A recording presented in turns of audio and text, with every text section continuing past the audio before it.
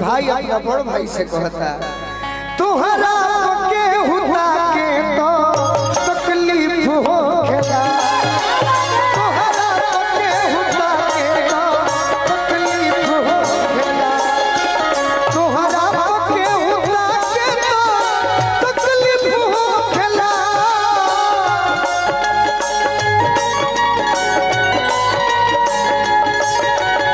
अरे झरको से के हुझा के तो झरको से के हुझा के तो तकलीफ हो खेला तोहरा के हुझा के तो तकलीफ और काहे की जनों से बेसी तहरा के जानी मनी लो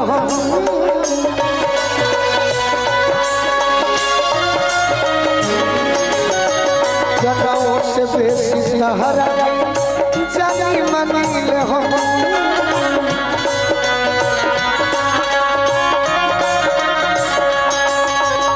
अरे के हुआ के तो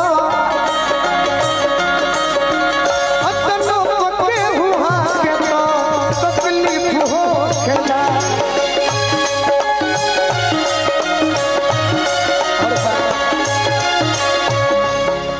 तोहरे दीदार खाती आई तहर गली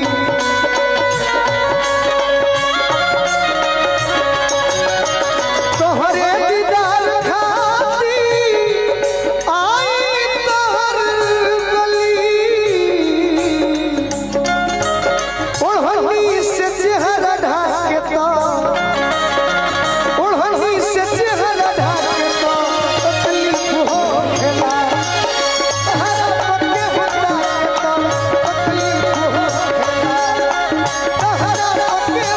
के तो तकलीफ हो खेला थैंक यू सो मच। और गोलू के लिए एक जोरदार ताली हल्ला करके बजाइए आप सब। कि मुझे लगता है कि हम कलाकारों में सबसे ज्यादा स्टेज करने वाला पूरे भोजपुरी में इनसे ज्यादा कोई नहीं करता। कम खर्च में।